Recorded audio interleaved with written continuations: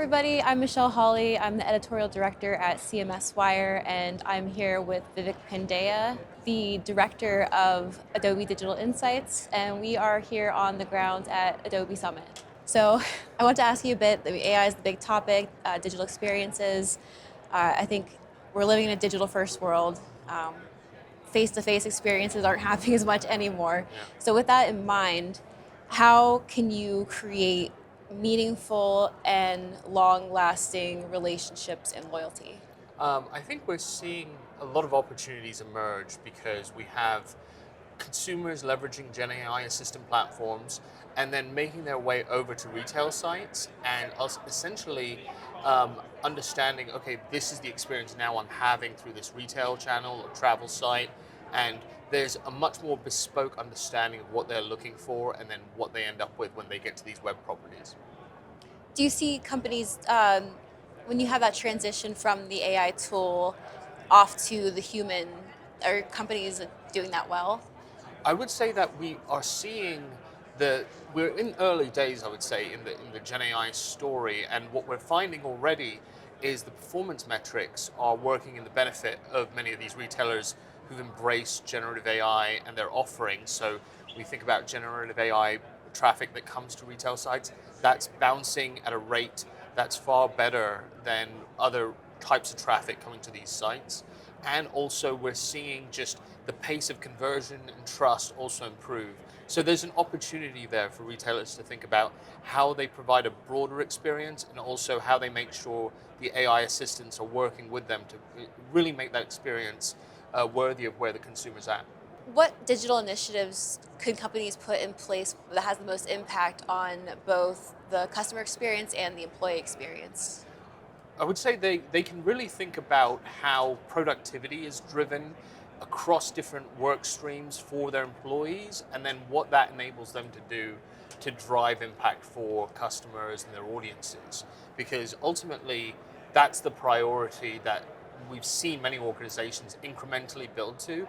And generative AI essentially allows them to supercharge that and kind of make leaps in terms of driving processes at a much faster rate and delivering ROI effectively. In the next 3 to 5 years, where do you see digital experience? What's it going to evolve into? We're going to see consumers really benefit from the way different retailers and brands are essentially taking the abilities of Gen AI and expanding them throughout the experiences that consumers are touching. And so ultimately, consumers want efficiency and urgency. And so the ability for the Gen AI assistant platforms and the agentic copilots to help on that front will allow delivery to really be expedited and just stronger experiences across the board. But AI agents have been like the big talk lately. What do you think is going to be the next big thing in AI? Do you have any insights into that? I think with AI, you have this moment where consumers are very curious to see what is possible, what they can absorb, and now they're trying to see what more they can kind of have the AI pull off for them. So if you're thinking about something like travel, they're very comfortable using AI for like a checklist, like what do I need before I go on a trip or where can I get the best price? But how quickly they embrace this notion of telling a travel AI agent, book my trip to Paris for me and handle all the processes associated around that. That's where we're going to see this going. And I think ultimately the brands that are able to really kind of own that space and provide differentiation for the customers' very bespoke needs will be the ones who win out. How can organizations kind of keep that balance between personalization that customers like and personalization that comes off as creepy? Yeah, it's a great question. I think there's a lot of inroads brands have made to ensure that customers are opting into these different levels of engagement, that this is what they'd be interested in, so that's where the brand is going to support them.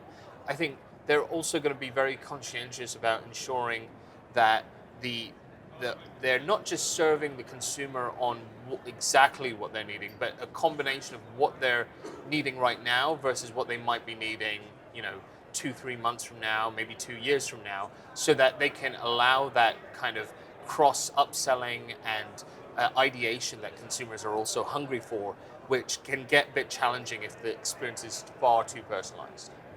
Well, thank you for sitting down with me today. It Yeah, was great speaking to you. thank you. Really appreciate the time, Michelle.